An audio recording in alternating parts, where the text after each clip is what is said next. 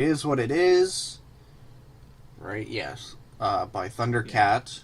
Um, the 2020 Grammy nominated album. Um, I just kind of chose it. I don't know. I think I just like looked up like best albums of 2020, and then I saw that, and I was like, oh yeah, that's a good one. And I threw it in Yeah, there. So not a lot of there's not a lot of thought process behind my choosing, it's but kind of yeah, it's kind of funny because this is one I actually had been listening to independently. So this kind of gave me a reason to go back and to instead of just listening to songs, just listen to the whole thing back to front. yeah, there you go. Yeah, I think before this I had only heard like one or two of these songs. Um, Definitely not all of them. Um, but it was worth listening through all of them. I mean, there are 15 tracks, which is Yeah, pretty decent. a lot of them are short and sweet though. Yeah, yeah, absolutely. Um, yeah, lots of 1 minute songs in here, Mm-hmm. which is great for the modern era of music. Modern era of oh god, I refreshed Twitch and it's like getting Hmm. my own voice blasted directly into my ear. My own voice. Oh god, it's doing it again. And the stream will hear it, of course, too, because they're just getting my desktop audio. So, um, yeah, okay. Why did you choose the album? Who's heard before? Introductions. I don't think. I mean, this is pretty popular right now. I think that of a Mm-hmm. lot of the stuff that we've done, this is one of the more probably. I mean, we did Gorillas.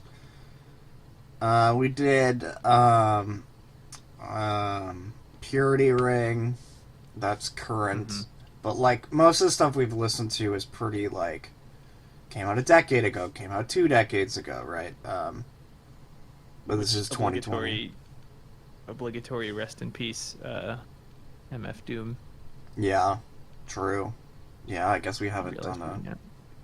yeah, yeah, we covered his album a couple. Yeah, I guess given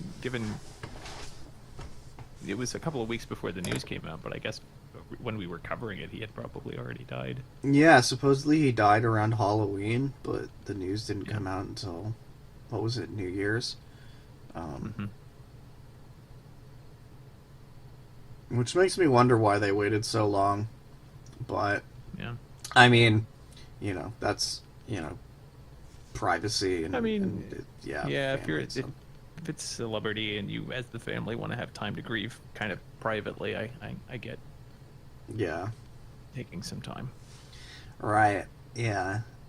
And I mean, luckily for them, not so much of a celebrity that it's gonna get leaked everywhere, like Michael Jackson or something, where you literally know the next day because Yeah. of all the fucking people involved in his life and stuff. Um, but yeah, rest in peace to the best whoever did it. Um, but so yeah, Thundercat. I didn't even take notes. um, I didn't. I should have. It's kind of hard to. Yeah. It's like it's very. I think I would say lush. Mm. Right. There's a lot going on at any given moment, and that almost makes it more difficult to deconstruct. Mm-hmm. Um. Yeah, and there's definitely layers. Like I think that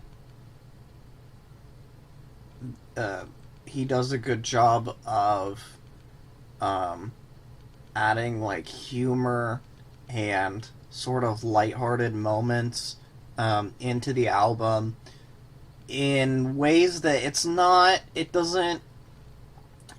like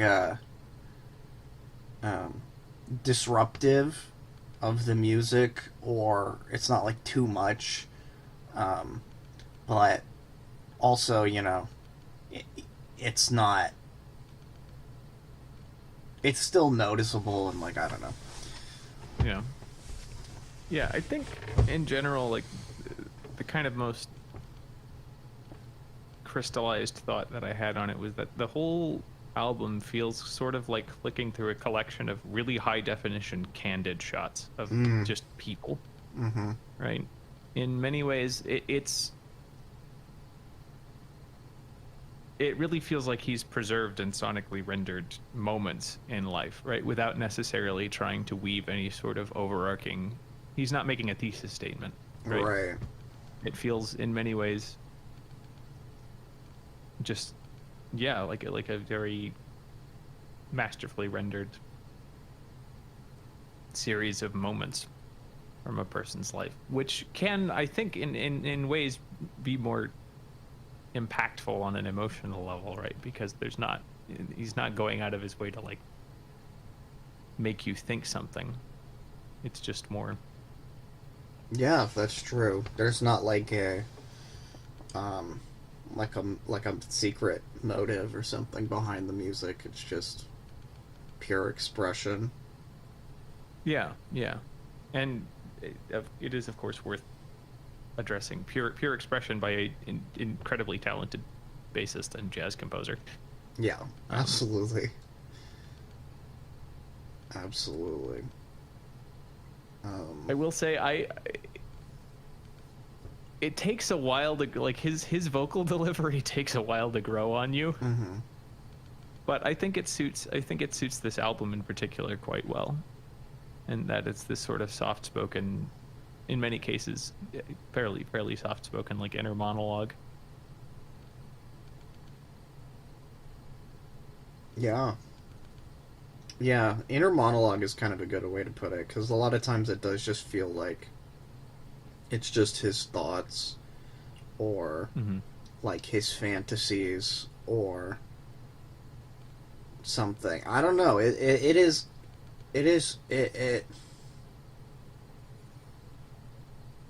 translates surprisingly well for something that seems stream of conscious. Like, I don't think that a lot of artists could, as effortlessly seeming at least, convey simple thoughts and like day-to-day thoughts and emotions and stuff like that, right?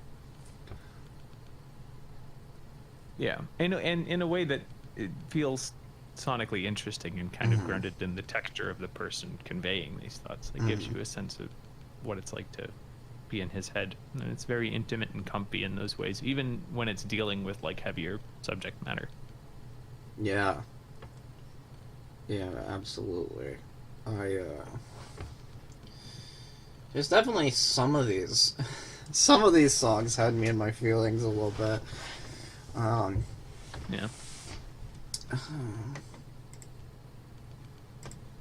Let me see. I don't know.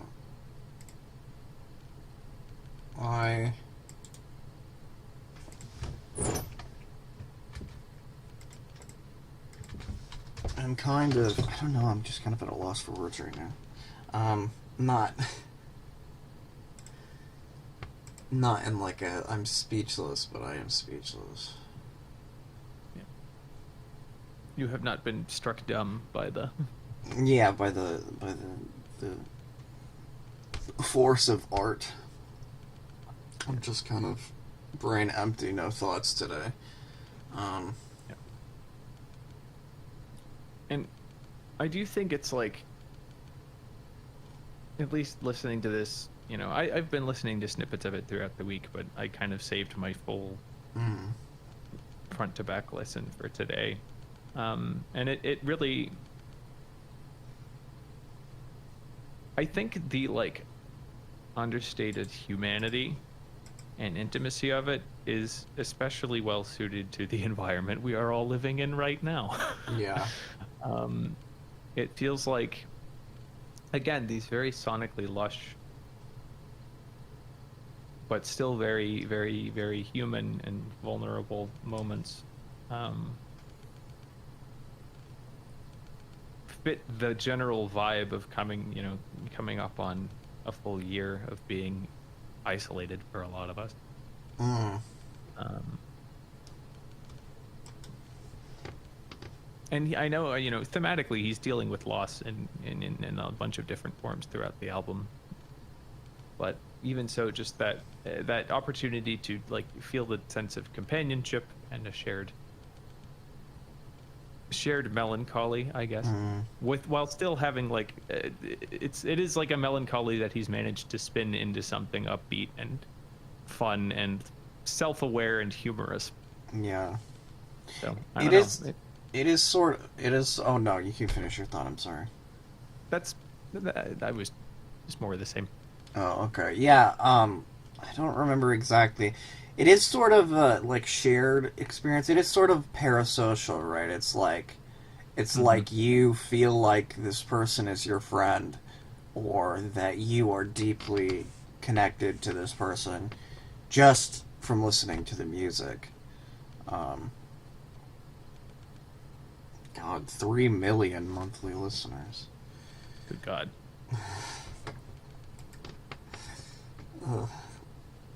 I know he's been in the background in stuff for coming up on 20 years now. Yeah, a lot of stuff. So it's kind of cool that he's getting his moment.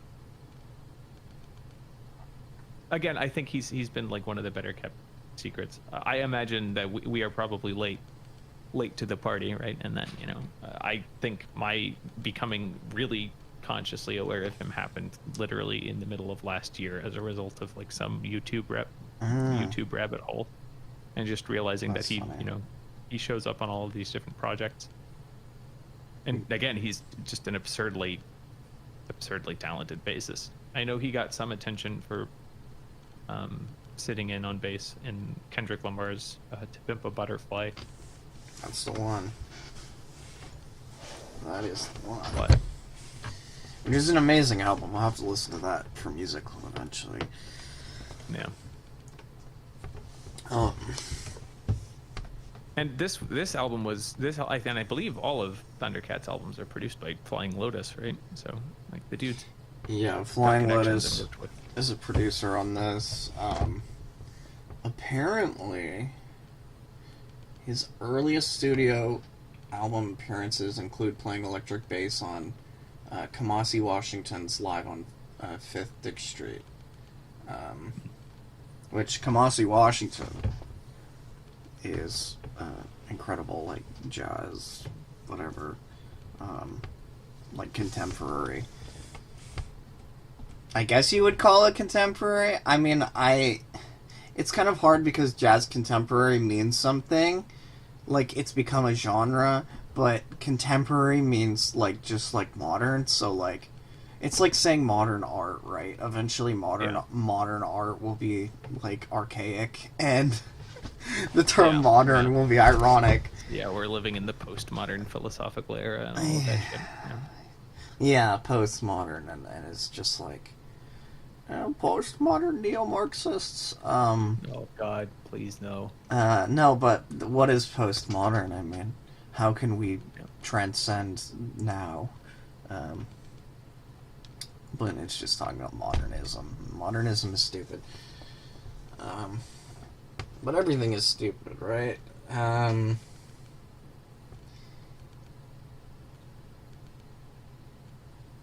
Gosh. Let's talk about some of these features on this album. Yeah, Jesus Christ. I got some fucking biggins, and it's surprising that a lot of them are condensed onto singular tracks. Mm-hmm. Um, because I don't know if you have Ty Dolla Sign and Lil B on the same track, like I guess the backstory on that is that they were all friends of Mac Miller. ah, Um, yeah, and I reading some of the notes that accompanied the album. I guess Thundercat and Ty Dolla Sign are um, pretty close, but Lil B was more remote. But they all knew Mac, and so they kind of came together over that. So that was sort of the origin for that particular set of collaborators, at least. right, right, right. Rest in peace. Yeah. Yeah, and I don't know.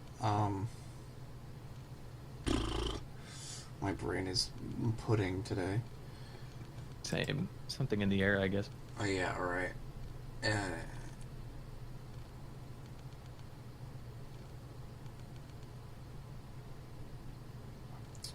But yeah, okay, okay. This album is really good. I can understand why it has sort of the critical acclaim. I think that Thundercat has really come into like popularity within like the last couple years. Um, Yeah. like it was always like I'm trying to remember the first time I heard of Thundercat because it was definitely a couple of years ago, um, probably like 4 or 5 years ago, right? Um, and it was definitely like someone that would like occasionally come up in like Spotify recommended and stuff like that. But I don't think I'd ever really sat down to listening to an entire album. But now I kind of get it. I mean, I knew that he was a really good bassist, and the bass work on this album is incredible. I think that even if he weren't a really good bassist, I think this album still would have done well. Um, which is not But to it say, is the icing on the cake. Like yeah, it elevates it. absolutely. Um, Especially as for the listener, someone like Brian who is not here, but someone who gets bored of sort of repetitive hip hop rhythms and stuff like that. Um, just having that like level of like musicianship being not even like it's showcased, but it's not even like he's not even really like jamming bass solos on this album or anything. It's just like under everything. Um, Yeah, it's not showing off. It's like textural, despite being incredibly difficult to execute. right, right. Which I will also say I think works with this style of music um, surprisingly well, um, Hmm. and better than I think um, where like a lot of like rock bassists and stuff like that would fail because the music is too it needs to be structured in this way, whereas with this more like relaxed R&B vibe you can kind of just flow with it and kind of just let it go, and you can let the bass sort of lead it, and you can keep the same rhythms and stuff like that, and um, but also that just speaks to his talents of in Yeah, composition is just sort of being able to effortlessly just sort of do whatever. yeah. In general, effervescent is almost the term Mm. that comes to mind, right? It is again. There's almost always a lot going on, which almost like I'm realizing it almost feels like trite and weird to do this, but I'm half tempted to put in Jacob Collier's Jesse Volume 3 for next week because he also won a Grammy last year and is also somebody who's been coming up for a while. Right. Although Jacob at this point has won a kind of gross number of Grammys, or at least been nominated for them. Yeah. But because I was just working my way through that this week as well, and it's interesting hearing these two again incredibly talented jazz musicians when they're in that mode, right? Focus on something more on making something more accessible while not compromising on any of their, while still really fully utilizing their suite of skills. And they both done that quite masterfully, I think. What's particularly interesting as a contrast, though, is that at least to my ears, like Jesse Volume 3 feels like it's using a lot of restraint, because Jacob Collier has been all maximalism all the time. Pretty much prior to this album, and this one Jesse gets a lot more stripped, or Volume 3 rather gets a lot more stripped back, whereas again here with It Is What It Is, Thundercat's still doing the kind of maximalist thing the whole time, but it's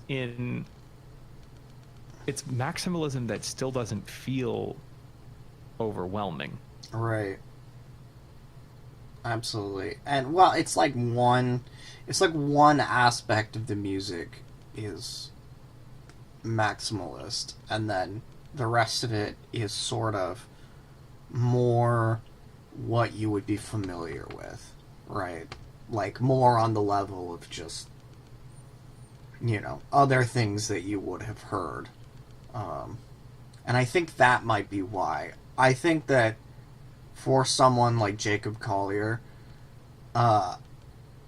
he's like so talented in all this, and that level of like musical understanding that you need to be able to like appreciate a lot of the work that he's done is a turnoff for sort of general audiences, right? Whereas this has an aspect of that, but the whole thing isn't meant to just be mind-blowing. It's meant to be more grounded and personal, and just one aspect of his person is just that crazy bass playing. Yeah.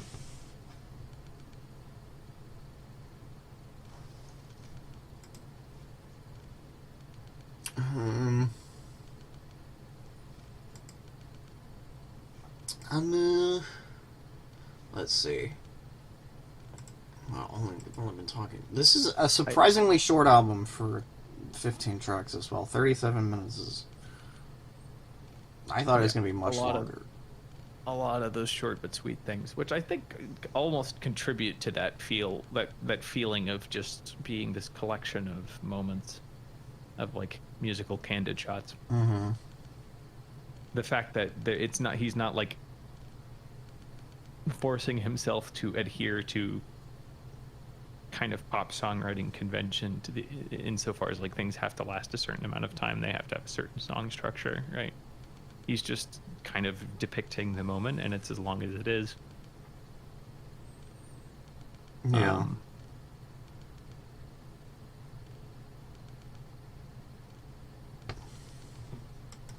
And it does make up for... I mean, a lot of the songs flow into each other very well.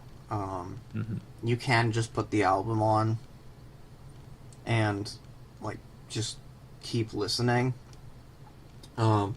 Which I think helps as well with the short tracks. I think if you had 15 1-minute long tracks or whatever, and each of them was a completely different soundscape and it was a completely different vibe, and then I think it would be jarring.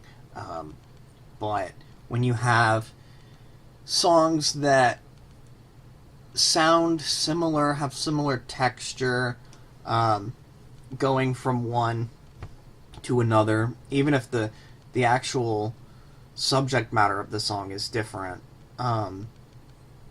it flows a lot better from one to the other. Mm-hmm.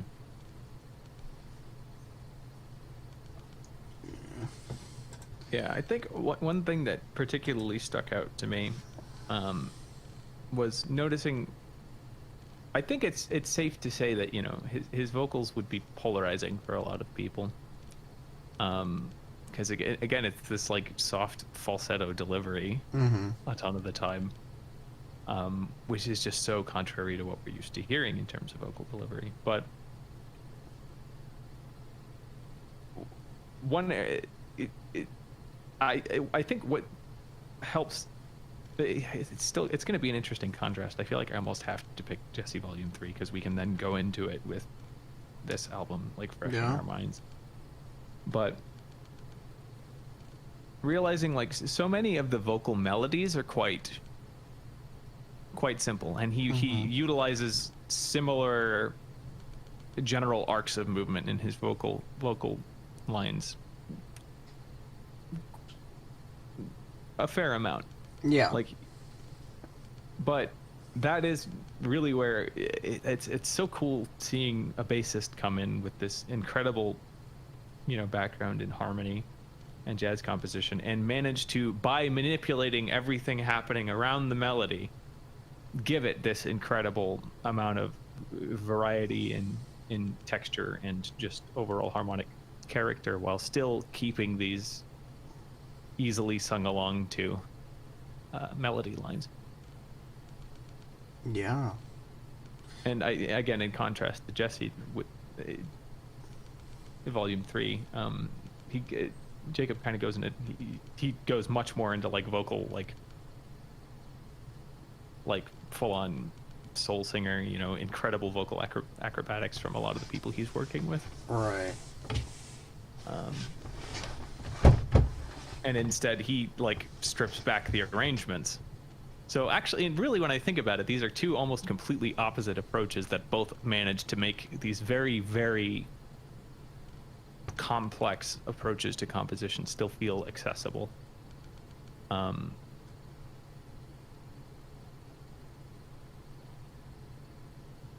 Yeah.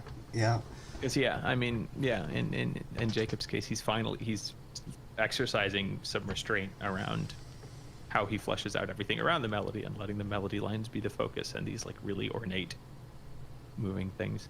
And Thundercat is sticking with these more simple melody lines and then making the arrangement super varied in a way that's almost sneaky. Yeah, I would agree. It is almost sneaky.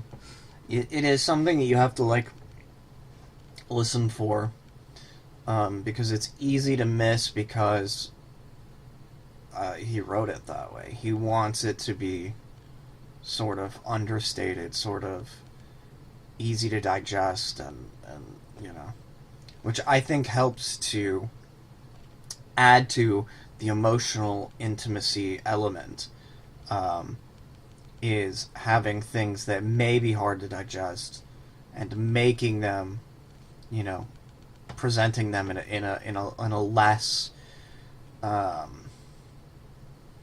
challenging but less scary form, right? Less I don't less know. confrontational almost. Yeah. I think it's fair to say that a lot of musicians who are more accustomed to showing off in like a really visible way are kind of brash. Whereas again, in Thundercat, we have this really, really gifted collaborator, and again, yeah, he's worked with so many people. He worked with a ton of people on this album. He's shown up. He's worked alongside other people for pretty much his entire career. Right. I mean, as a bassist, to bring his character, and managed to bring his character to it, without ever crowding people out, which is interesting when he's working on his own magnum opus here.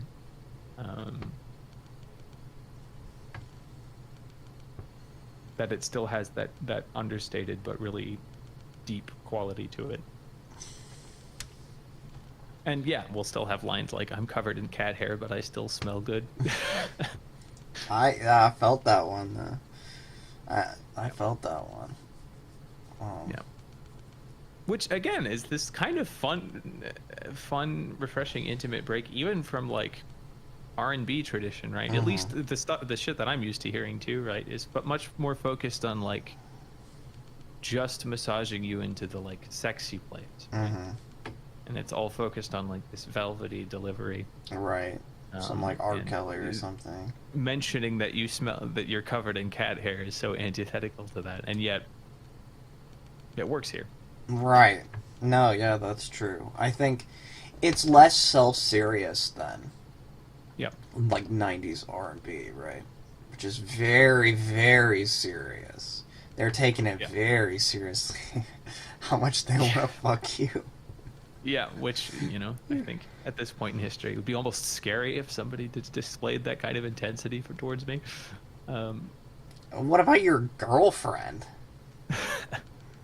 I just mean, you know, the human, that like soul focused, like Laser focused on the pussy. hyper Yeah. real.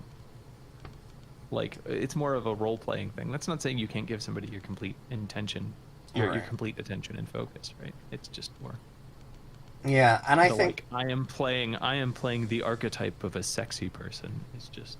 yeah, we live too much in an era of irony and not taking things seriously, but in a genuine way. I think we live in it. It's, you know, it's the postmodern whatever. It's to come back to that. It's, you know, it's post the it's that nothing really can be taken fully seriously. Nothing really can be taken at face value. Or there's some of that, but I do also think there is a healthy just disenchantment with the kind of role playing and Right. performances that we got used to, Right. That too. and that we felt were expected of us. Right. Absolutely.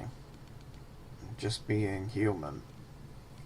Yeah, because like reading the notes for the Apple Music, you know, interview Thundercat did, him talking about Dragon Ball Durag specifically, which is where the song, where the line, "I'm covered in cat hair, but I still smell good,"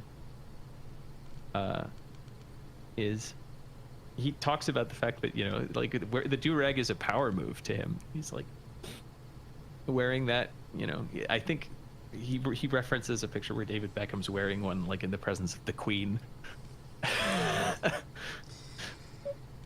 David Beckham, you don't need a do-rag. But he's just, you know, saying like, Yeah, it's true. it projects ultimate confidence, That's true. which I think, you know, in certain ways that cat hair line kind of works in the same way, right? In that it's saying this comfort with my humanity and being like casual, you know, just being as I am, is the ultimate performance, I guess. The performance without the need for performance. Right. Or the lack of. I don't have enough neurons to make that point sound better, but Yeah, to make it sound. Yeah. I could pull in some forced reference to the Stanislavski method, I guess. But I don't think a single person would get it. yeah. Well, no, a single person would get it. You. I was gonna say there'd be like one person who went to a bunch of acting classes and it's like, oh. Lyrics, instruments. What is your favorite tracks? Did you say? I mean, what were the tracks that you were listening to? I know Black Qualls was really, really good to me. Mm-hmm.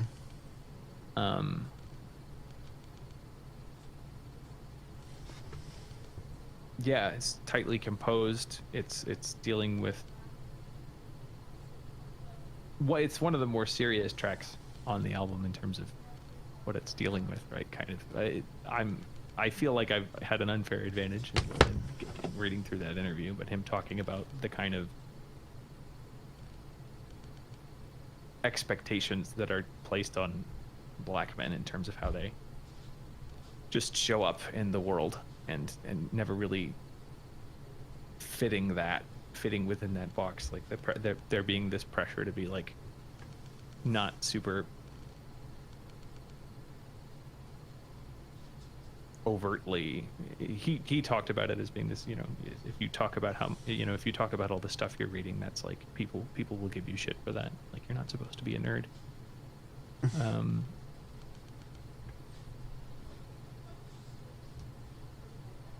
Yeah. And in general, yeah, it dealing with the kind of, I do think more than anything, the term, like, this album feels like the overarching intent is just to deliver it with authenticity, right? And that, even that, overcoming the stereotypes and these roles that one is kind of being asked to play throughout their life fits into the overall vibe of the album, which is just to deliver things without pretense, without putting some sort of alienated intellectual point to things, and just delivering things as they are. Again, it is what it is, right? Right. Right. A lesson that we could all learn, I think, personally, a lot of my artistic, not failures, but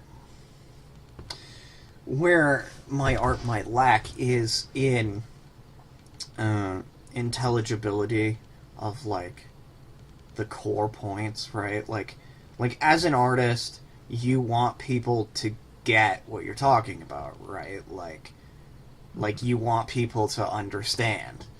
And I think, I can't speak for every artist, certainly. Personally, I think a lot of it's like insecurity or something like that, where you have to sort of obscure like your true meaning, your true intention. And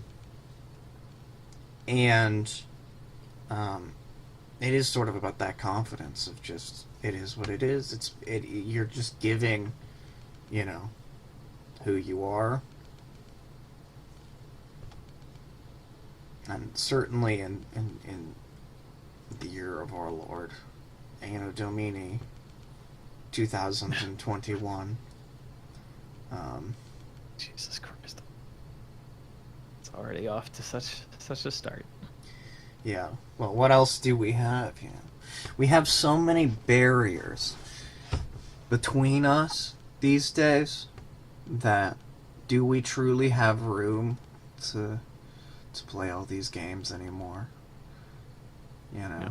Who's gonna be digging and digging and digging and digging through levels of your persona when you don't see anyone in real life, aside from the security guard at the grocery store and, your pharmacist? I think that's that really is part of what makes this album work so well here. Mm-hmm. It's just refreshing, I guess. Yeah, absolutely. I definitely feel like I need to. I only listened through it once, and I feel like I need to. This is the kind of album that's like a 2 or 3 full listens through for me to fully grasp it, because there's a lot of subtlety in there. And we've definitely listened to stuff in the past where I listened to it once and I'm like, I got it. Like, I get this. And I get it with this, like, I get it, but it's still sort of, I feel like there's a lot more that I can vacuum up with my brain, with my ears, that I haven't. So this will be something I go back to. I can say that. Yeah. I guess. Yeah, it's just me repeating variations on a theme at this point, but it's just nice to have something, because I think so many music releases this year were being prepped when live music was still a thing, when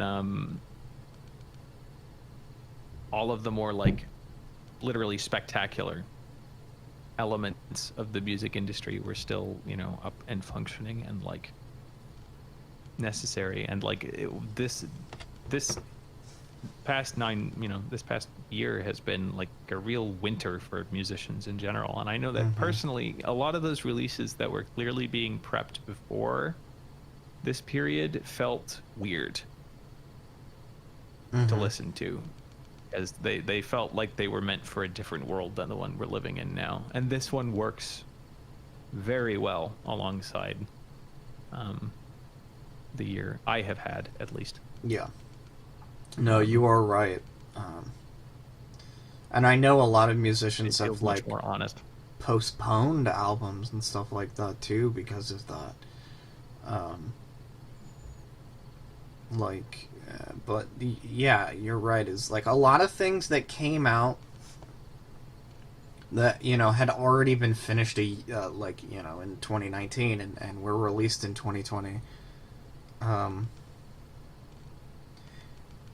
Were lost on their audiences and flopped because people ain't partying, people ain't. Yeah, it's just a remnant of a different world. I shouldn't say nobody's partying. There are lots of people who are still partying. Yep. Yep. Yeah, they're the smash mouths of the world becoming mass murderers. No, yeah, killing more people than 9/11.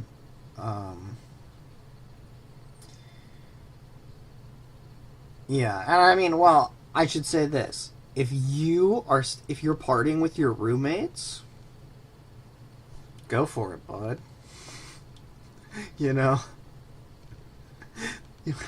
But yeah, if you're out and about, you're going to bars, you're going and traveling, and you have 20 people plus. What's the CDC guideline? I think it's like 4 people. Oh God.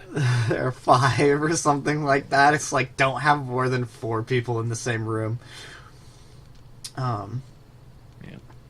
But yeah, if you just have like 2 roommates, and y'all want to listen to some EDM and get down and take Molly and go for it. Yeah, rub lotion on each other's backs. I don't know. I don't know. It just seems like a thing that you'd want to do when you're rolling. Yeah. I don't know. Lotion might feel weird. And then again, I don't know. That might be too dangerous. Yeah. I guess it's just the stuff that's grounded in much more universal human experiences without all of the dressing, right? Mm-hmm. Other than the dressing, other than the again kind of ornate and very intricate stuff that just emerges from him just because he's spent so much time with his instrument and working in music that this is just the way it occurs to him to express these thoughts. Right. Is again, really appropriate and refreshing. Yeah, absolutely. And it does, I think, focus. It does really, kind of show the extent to which like that feels like that human to human connection and communication and disclosure is like at the core of art. As much as we've gotten into this, as much as there's a lovely space for all of this really high concept stuff,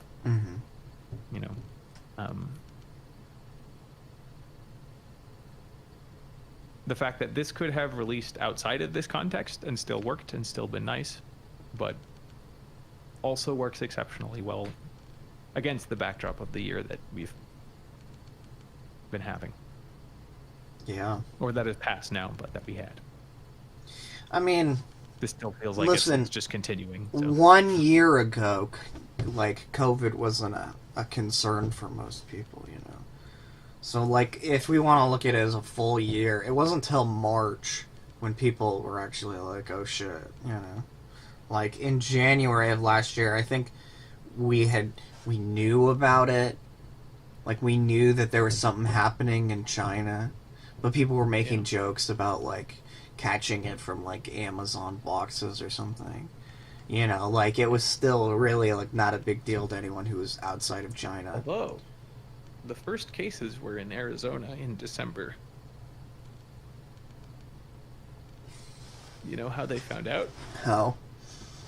People who they had blood donations from December that they just wound up testing and went like, oh shit, these people had fucking COVID. So you're telling me it was in Arizona in December? December of 2019. Yeah.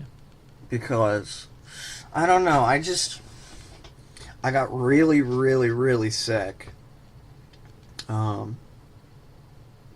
New Year's 2019 to 2020, and it was very much so COVID-esque. It was very much so a lung thing, and it was very dry. I had to turn the shower on and sit in the humid room, otherwise my lungs, because they were so dry, and I don't know. So like I always thought, oh, that was very much so like COVID, but at this point it's been a year. It would be impossible for me to know, but yeah. No, Kayla had a fucking wicked. Yeah, part of the reason she looked into it and found out that they'd confirmed that it had been here in December is because right around that time period she got really, really sick too. And I forget if I got I know I didn't get as sick as she did, but yeah. I mean, what Kayla had and what I had was almost definitely the same thing. Whether or not that was COVID, I don't know. But like, I don't know. We at least have one mutual contact point, so yeah.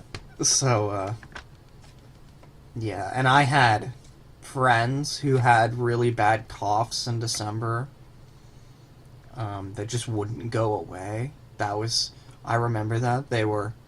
And these are people who went to ASU, so yeah. I don't know, I don't know. Yeah. Yeah, so, we don't know. Yeah, who knows how widespread it was, but yeah, who knows? And it was they found it in blood donations from December. So. In Arizona. Huh. Now you all know that. Brief digression. Yeah. As much as people don't want to hear about COVID, fuck you. Yep. Oh, yeah, no, obligatory, if you were in any way, if you were in any way involved in the shit that happened at the Capitol, just stop. Like, why have you been watching us this long to begin with? And secondly, stop, please. No. I don't have that philosophy. Don't stop watching us. Just allow us to, pull you out of this fiction. That's also an option. I believe in rehabilitation. I don't think you can just be like, fuck all these people, they're all pariahs now. Like, I think these people need to be deprogrammed. I agree. So keep watching us. Stop watching, OANN and Newsmax or delete your Parler account. Yeah, they're gonna crack it and get your fucking social security number anyway, or whatever goddamn. No, I'm pretty sure you're right. You have to put in your social security number in order to have a Parler account. Yeah, it got hacked and like it had a massive security breach. Yeah, that's so fucking stupid. I just could not trust. Just a random. It's just it's not even like medical fucking data centers get hacked, and those are much more well protected than fucking Parler servers, right? Just some fucking social media bullshit. Yeah. Some hacked together social media bullshit. So no, never. Social media and social security numbers, no, just do not go together. I mean, I guess. No, just never.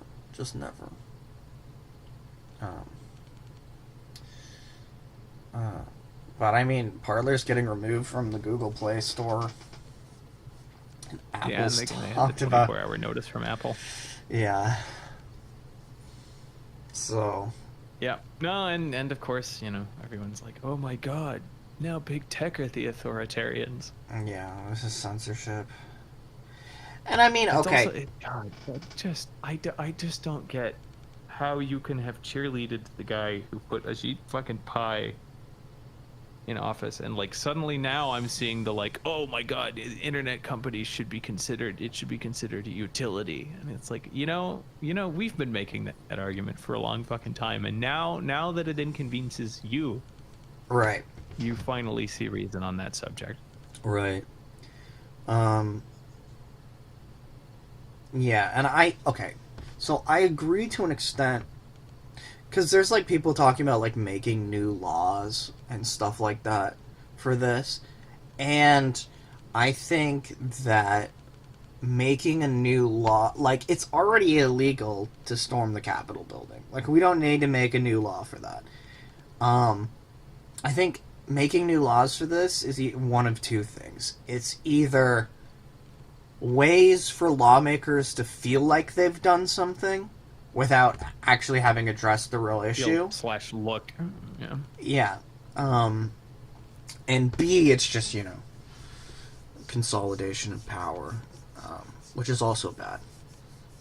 So, we don't need more laws. We just need to be more socially conscious. Yeah. And this is my last point before fucking fund the CDC and like overturn Citizens United. That's never gonna happen with this Supreme Court. But my last point before going back to the music is one of the reasons why I don't believe that we should just pariah all these people is because I think that kind of mentality is part of the reason we got here in the first place. When you have your crazy QAnon aunt and then everyone in the family stops talking to her, just ostracizes her. Yeah, it only pushes her further down the rabbit hole. So no, I completely agree with that. We need to, we got to work with these people. I'm not saying they deserve special treatment, but I am saying that if you're a leftist and you believe in rehabilitation,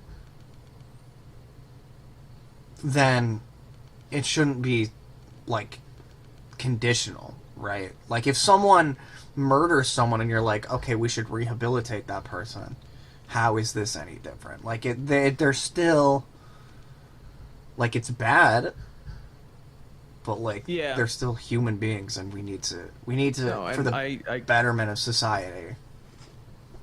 I agree, and shame and fear both make learning impossible. So it's the sort of thing where I get when people are understanding it more as like these people are a real and present threat and need to be like neutralized.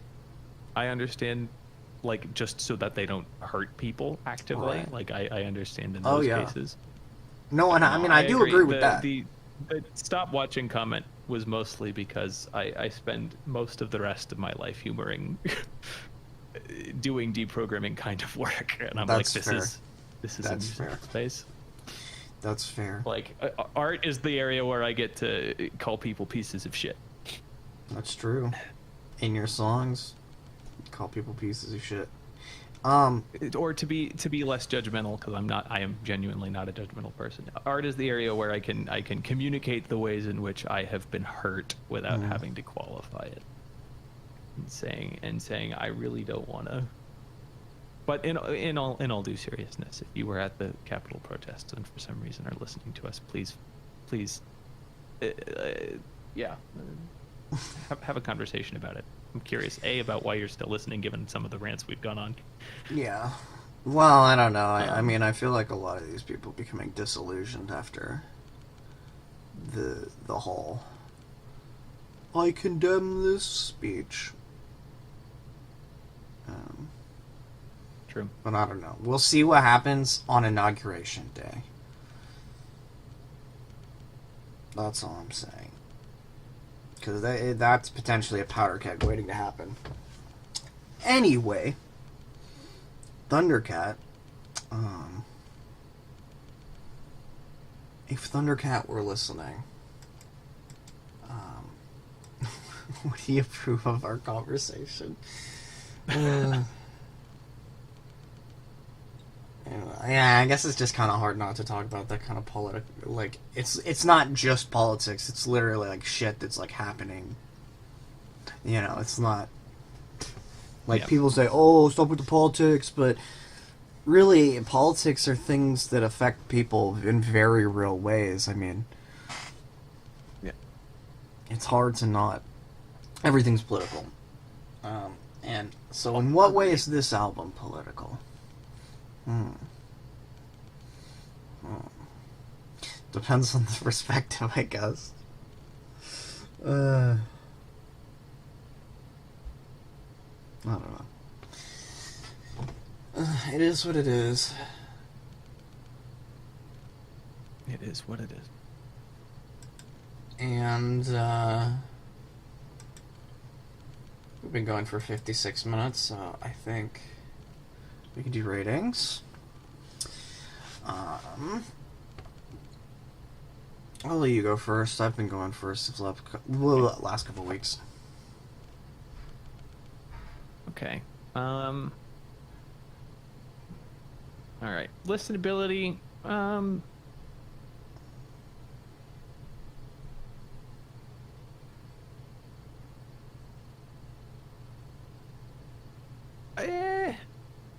That's hard. That's hard. I would give it probably like a 7, because it's not the sort of thing that I would like. It's not like background music. Yeah.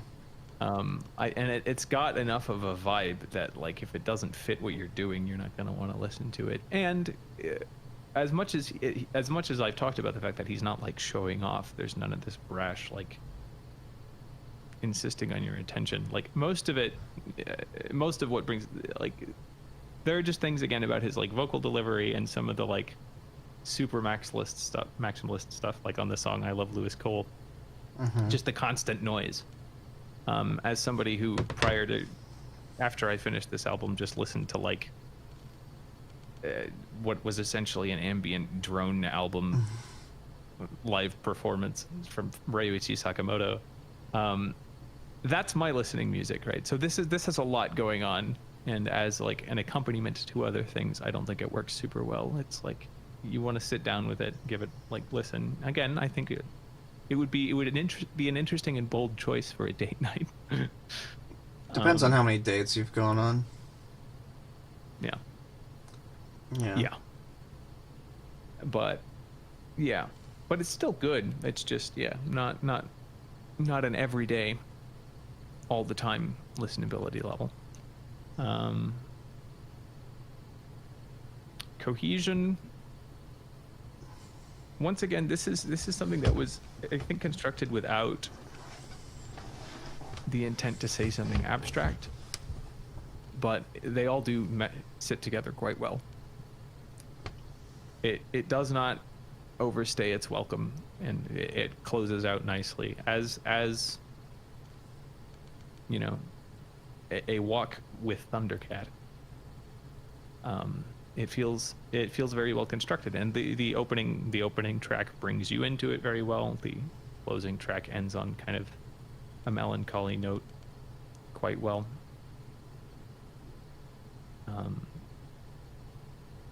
I mean, yeah, that goodbye to Mac at the very end was, ugh. But it feels like a fitting end to the album. So cohesion's quite high. I would give it like an 8.5. Musicianship, like 9. All super well delivered. People, certainly on the bass at least. I get that, you know, people would say that his vocal technique isn't like polished to a shine, but it fits the album well. Yeah. And there are just very good, just excellent, like, complimentary cameos from, you know, features from various artists that all again serve the project. So Yeah, I'll give it a 9. Which leaves us with weird factor, like a 7 actually. Like the willingness to just do weird off the wall, to quote him, just the willingness to use the room to be stupid in cases and just have fun with it. Pretty weird, refreshing, authentic, which almost feels like it detracts from the weird factor, but it's 2021. We are in an incredibly advanced state of capitalism. Authenticity is weird. Yeah, we're in uncharted territory, man. Like real authenticity is weird. Airbrushed authenticity is delivered to us on a constant basis, but like this like genuine kind of unself-conscious, or when it is self-conscious, like the self-consciousness is what's being discussed. Authenticity is just weird and refreshing. I think that's everything. Yeah. Other than the overall. But... Yeah. I only disagree with you on listenability. I would rate it 8. I don't know. I just find it a little more listenable, I guess. I could just put it on. This is a very much so just a... I wouldn't say easy listening necessarily, but easy listening. I don't know. I'd put this on a date. Not a first date, but maybe a second or third date.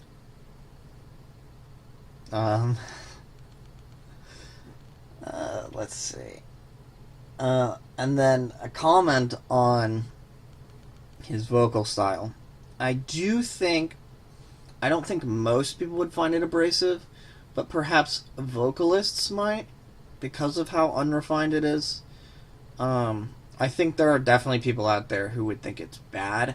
I don't think it's bad. I just think that it fits with this music, and it fits with his compositions and his style. In other contexts, it might not sound as good. I think it's very it's situational. Yeah. It's the sort of thing where if he sang any other song in that style at a karaoke night, people would probably not not seem like good. it. Yeah. Yeah. So it's But not. he makes it work. It's not that he's a bad singer. It's just that that's not his strongest aspect. And it's just part of the music. It's not... His vocal stylings aren't the only thing that you're supposed to... Sorry. Take away from this. Otherwise, yeah. I agree with you on all the things. Overall, I think I'd give it an 8. I liked it. I'm very much so into it. I want to listen to it again. I think that kind of is part of the threshold for me. Is like... I think that wanting to listen to it again... I don't know. I'll have to think about that. But, yeah, I was impressed consistently. I was vibing consistently. I never wanted to turn it off.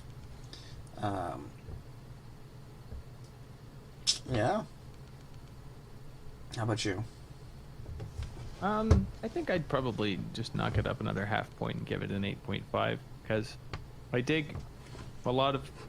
Which is interesting, given that I gave it a lower listenability rating, but, like, I just... It's another one of those things where I really appreciate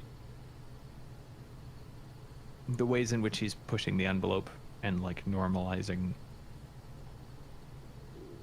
And really just getting people used to by smuggling in this kind of, like...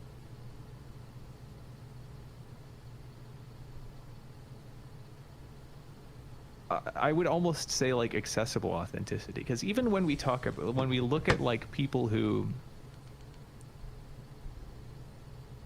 when we look at like writers and shit who we're like, oh man, these people were authentic, they spoke from the heart, right? There's still, it's the sort of thing where everything we read from them has gone through draft after draft after draft after draft and been honed and polished and polished and polished in this sort of intellectual equivalent of airbrushing. And I think he preserves, but like, again, in choosing to do this sort of like falsetto delivery, and maybe it is all just masterfully crafted, like, and it's like so polished that even the edges are intentional, right?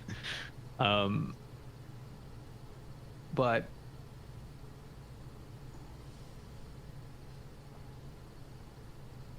expressing things in this incredibly natural way, and admittedly, like, I don't, you know, very few people are going to be able to sit down with a fucking bass guitar and do the kind of shit that and execute these kinds of performances. But I think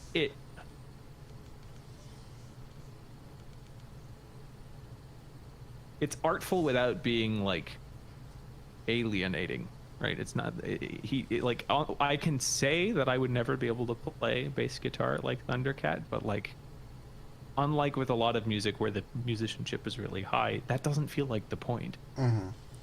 You know, it's not about him doing something that nobody else can do. It's about, he is saying, you know, he is expressing this fragility in humanity that's much easier to connect to, and makes art as an endeavor feel more accessible. Because again, he's incredibly talented, but there are still plenty of ragged edges throughout this, or just choices that aren't what would be considered the perfect choice from an industry perspective.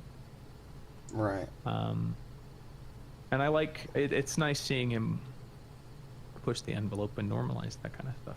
So, points for that. Yeah. Yeah, absolutely.